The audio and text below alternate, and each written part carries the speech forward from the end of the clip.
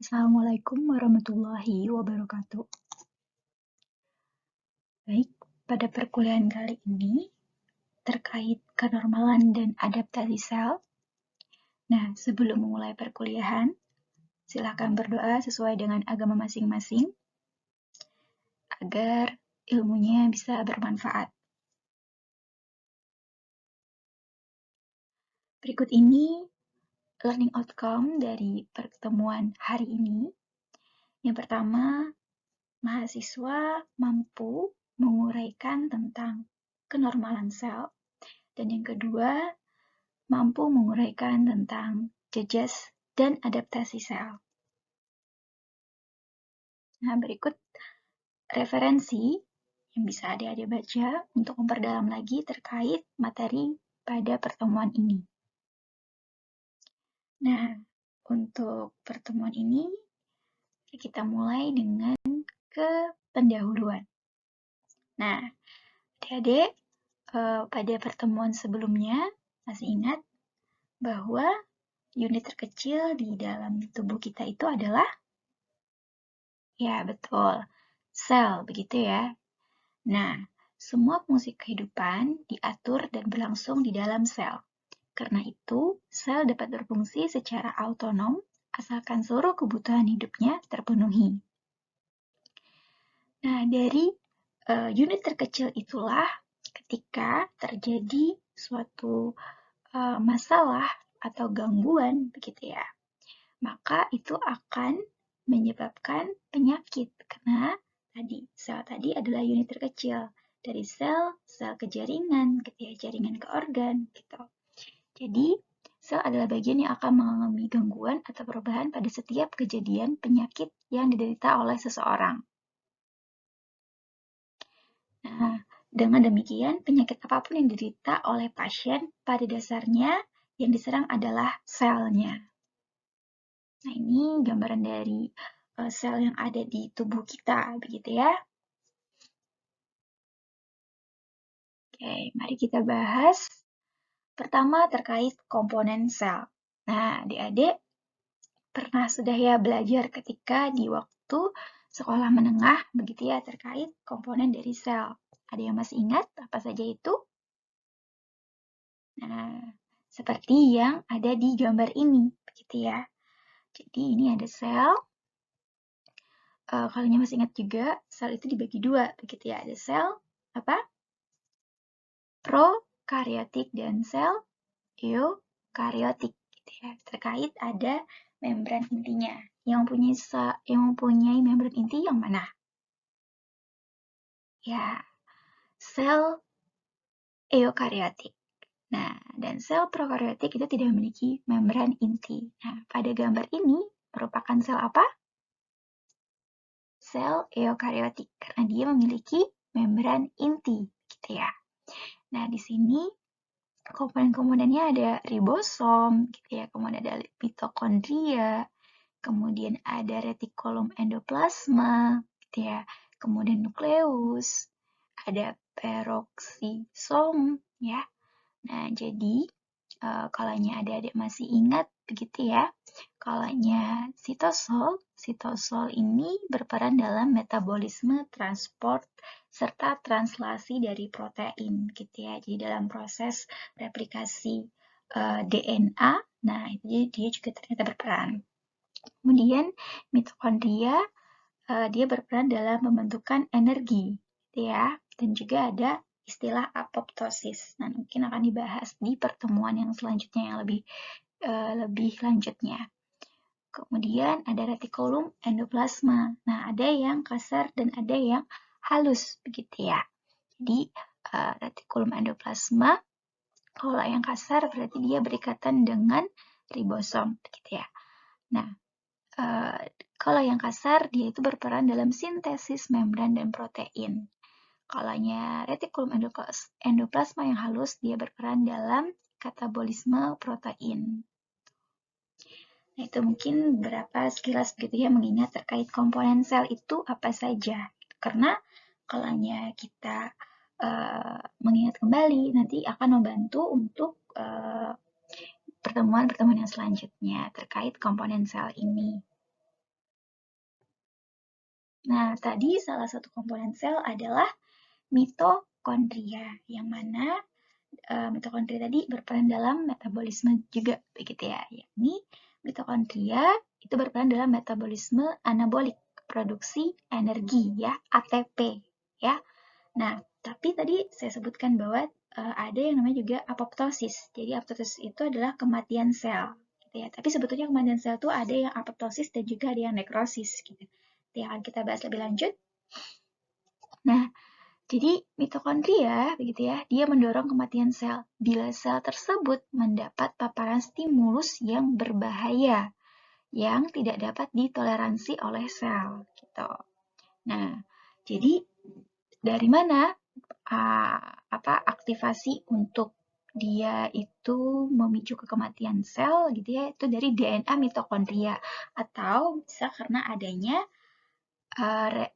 reaktif oksidatif stres, gitu ya. Nah, itu merupakan pemicu dari respon inflamasi. Nah, itu akan memicu terjadinya bisa mengarah ke kematian sel, begitu. Nah, jadi secara mekanisme begitu ya, molekulernya, jadi mitokondria sebagai penghasil energi itu menjadi penginisiasi dalam kematian sel. Gitu.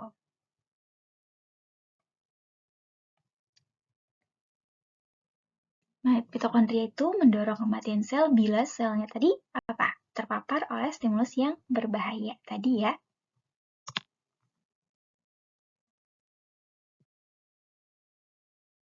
Nah, jadi tadi kita bahas komponen sel, kemudian metabolismenya. Nah, ternyata untuk sel sendiri itu antar sel itu bisa berkomunikasi, begitu ya. Nah, komunikasi sel itu sangat penting pada organisme multiseluler, gitu. Jadi, sel melakukan komunikasi itu bisa dengan kontak langsung atau dengan adanya menghasilkan gitu ya sinyal intraseluler, begitu maksudnya. Nah, komunikasi antar sel itu menghasilkan suatu koordinasi dalam mengatur fungsi di dalam tubuh, pertumbuhan, reproduksi, begitu ya, pada jaringan maupun organ. Nah, kalau komunikasi selnya itu ada hambatan, gitu ya, nah itu akan menyebabkan tadi fungsinya juga akan terhambat, fungsi di dalam tubuh, seperti pertumbuhan yang tidak terregulasi pada penyakit contoh kanker, gitu ya, ataupun respon yang tidak efektif terhadap stres yang ada dari luar, ekstrinsik, seperti shock, gitu ya. Nah, ini untuk komunikasi antar sel yang tadi secara kontak langsung. Nah, di sini ada dua. Jadi fokusnya yakni tight junction dan juga communication junction. Nah, jadi kalau tight junction itu dia menempel pada sel yang bersebelahan, gitu ya. Nah, junction ini memfasilitasi proliferasi epitel ataupun migrasi sel inflamasi. Gitu. Nah, ini akan dibahas pada pertemuan yang untuk respon tubuh terhadap cedera yang diinflamasi, gitu ya. Kemudian yang kedua, komunikasi dilakukan dengan komunikasi junction, gitu ya. Jadi di sini memediasi sinyal kimiawi atau listrik dari satu sel ke tempat lainnya. Nah, junction ini berperan penting dalam komunikasi pada sel jantung ya, miosit jantung, otot jantung, gitu.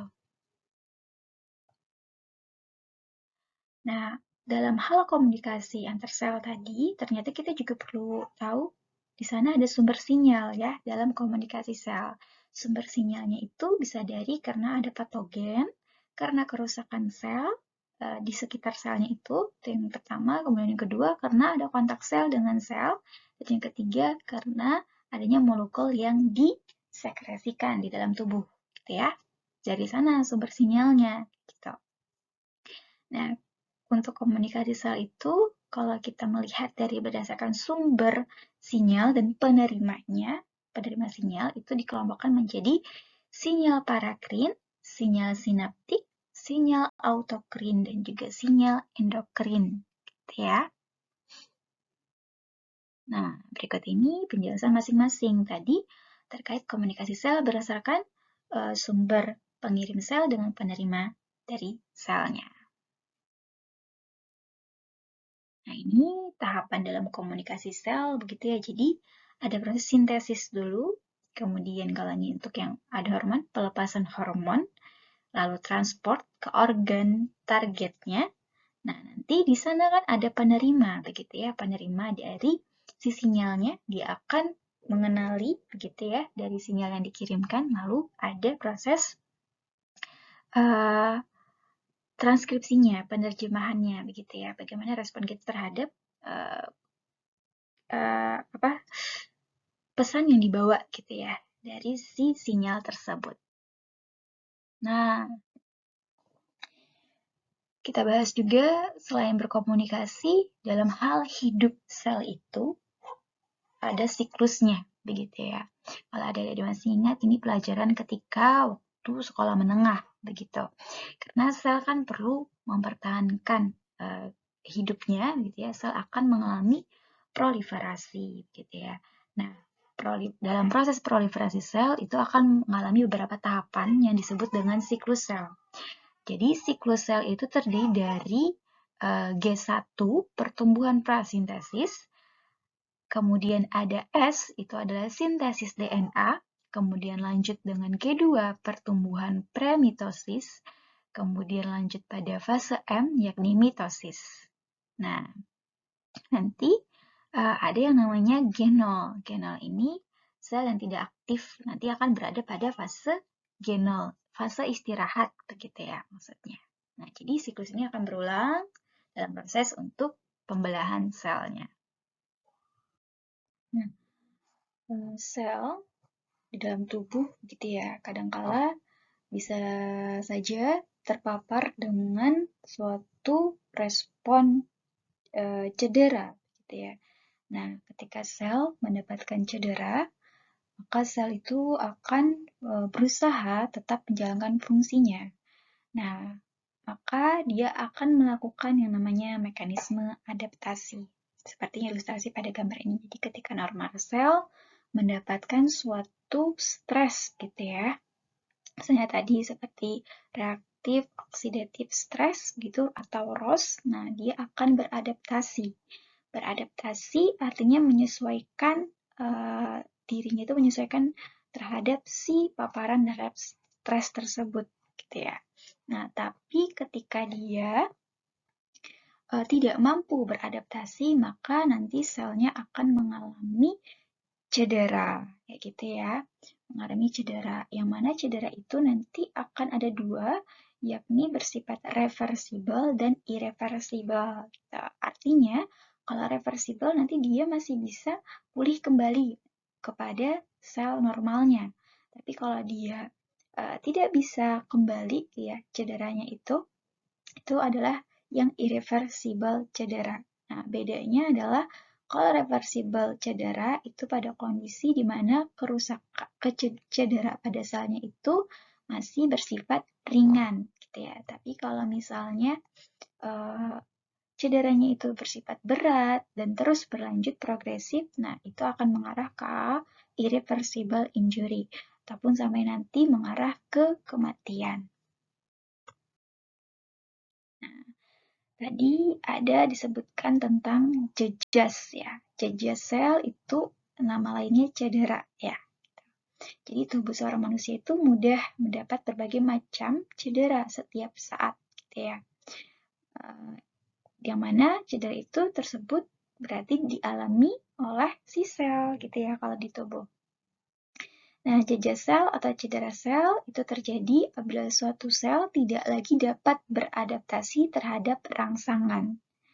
Nah, hal ini terjadi bila rangsangan itu terlalu lama atau terlalu berat. Adapun penyebab gitu ya, ataupun sumber dari cedera itu bisa karena pertama hipoksia. Artinya cedera sel itu karena terjadi penurunan konsentrasi oksigen gitu ya. Sehingga itu akan mengganggu nantinya ke aliran darah. Gitu. Kemudian kalau untuk agen fisik gitu ya, agen fisik Agen fisik seperti trauma mekanik, kemudian suhu terlalu rendah, suhu terlalu tinggi, adanya radiasi, ataupun karena sengatan listrik. Nah, ini termasuk dengan agen fisik, yang mana agen fisik tersebut bisa menyebabkan suatu perubahan atau pergeseran struktur sel, sehingga mengakibatkan terganggunya fungsi sel. Kemudian ada bahan kimia. Bahan kimia seperti obat-obatan, gitu ya, yang mana bisa menyebabkan perubahan pada fungsi sel, perubahan pada fungsi ATP, ya, kemudian fungsi penghasil energi ATP, fungsi untuk mencerna lipid, protein, gitu. Nah, contohnya pada pasien yang mengonsumsi obat analgetik kortikosteroid, gitu ya. Nah, itu bisa begitu ya memicu yang namanya ulkus, gitu ya, ulkus di gastrointestinal, gitu. Di mana obat-obat tersebut menyebabkan sel mukosa lambungnya itu mengalami cedera, sehingga berakhir pada ulkus. Nah, kemudian ada agen mikrobiologi. Agen mikrobiologi contohnya seperti kita pernah bahas ya, yakni bisa karena bakteri, virus, begitu ya. Kemudian ada protozoa, gitu ya, parasit. Nah, jadi adanya sumber-sumber agen mikrobiologi ini, dia bisa merusak pada dinding sel, gitu ya. Nah, ketika dinding selnya terganggu, akhirnya itu berujung pada kematian. Nah, selain ada agen mikrobiologi, ada juga karena reaksi imun. Nah, reaksi imun juga sering menyebabkan kerusakan pada sel.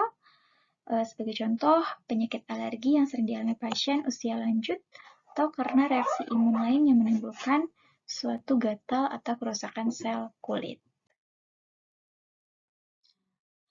Nah, tadi kita bahas terkait yang adaptasi sel. Nah, jadi adaptasi sel merupakan penyelesaian diri, gitu ya. Jadi ketika peristiwa ada gangguan terhadap sel, akan menyebabkan sel melakukan adaptasi, penyelesaian diri, agar bisa tetap berfungsi, gitu ya. Nah, ataupun definisi lainnya, adaptasi merupakan perubahan reversibel terkait jumlah, ukuran, aktivitas metabolik, atau fungsi dari sel. Nah, untuk adaptasi sebetulnya dibagi menjadi dua, adaptasi fisiologik dan adaptasi patologik. Adaptasi fisiologis merupakan respons sel terhadap stimulasi normal oleh hormon atau mediator kimiawi endogen. Contohnya pembesaran payudara yang diinduksi oleh hormon dan pembesaran uterus selama kehamilan. Nah, adapun adaptasi patologik adalah respons terhadap stres yang menyebabkan sel memodulasi struktur dan fungsinya, sehingga sel melepaskan diri dari jejas, namun dengan mengorbankan fungsi normal dari sel itu. Contohnya metaplasia squamosa epitel pada bronkus pada pasien pada seseorang yang merokok, gitu ya. Nah, jadi adaptasi sel itu dibagi menjadi ada yang disebut dengan hipertrofi, atrofi, hiperplasia, dan metaplasia. Nah, jadi kalau hipertrofi itu kondisinya adalah menambah ukuran dari sel, begitu ya. Contohnya kondisi hipertrofi patologik pada jaringan otot jantung. Nah, sedangkan kondisi adaptasi hipertrofi fisiologik itu seperti otot rangka pada olahragawan, binaragawan, gitu ya.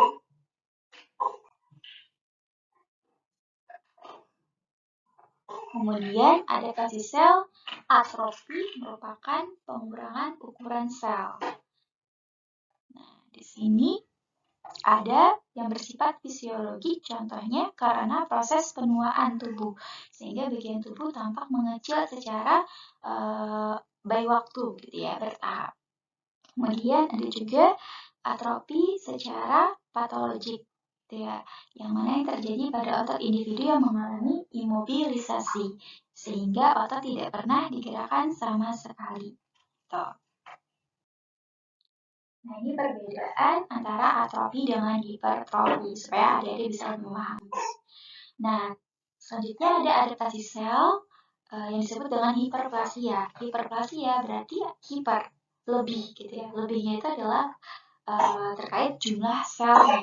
Gitu. Contoh, hiperplasia fisiologi itu adalah pembesaran sel uterus pada wanita hamil. Sedangkan hiperplasia patologi itu terjadi karena rangsangan hormonal. Misalnya hiperplasia endometrium akibat pengeluaran hormon estrogen yang tidak terkendali. Selanjutnya ada adaptasi sel jenis metaplasia, yakni merubah sel. Bentuk adaptasi ini terjadi berupa perubahan sel matur jenis tertentu menjadi sel matur jenis lainnya. Contohnya, sel epitel yang dapat bersekresi diganti dengan sel epitel gepeng berlapis yang tidak dapat mensekresikan mukus pada saluran pernapasan seorang perokok. Nah, ini tidak bersifat merugikan, ya, karena normalnya seharusnya kan sel epitelnya itu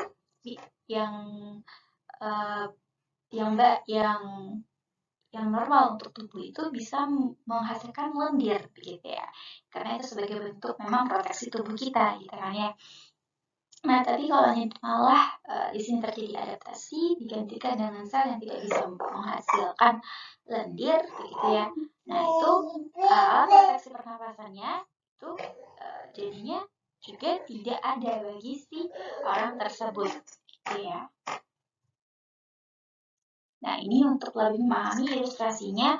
Oh, kalau atrofi itu seperti ini. Hipertrofi pembesaran, gitu ya. Hiperplasia terjadi perbanyakan, gitu ya. Kemudian ada metaplasia juga. Baik, itu yang bisa saya paparkan terkait pertemuan kita pada kali ini. Jika ada pertanyaan, silakan melalui e-learning, dan juga untuk latihan bisa diakses pada e-learning.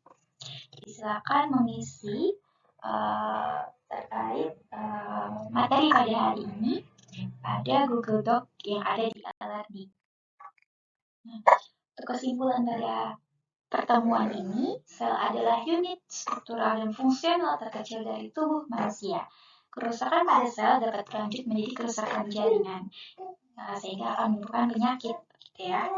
Nah, berbagai cedera itu bisa dialami oleh sel. Nah, tadi sumber cederanya bisa karena hipoksia, agen fisik, kimia, mikrobiologi, ataupun karena reaksi imun. Agar sel tetap bisa menjalankan fungsinya bertahan hidup, maka sel melakukan mekanisme adaptasi seperti atrofi, hiperplasia, hipertrofi, dan metaplasia. Baik, terima kasih. Itu saja yang bisa saya sampaikan. Saya cukupkan sampai di sini. Assalamualaikum warahmatullahi wabarakatuh.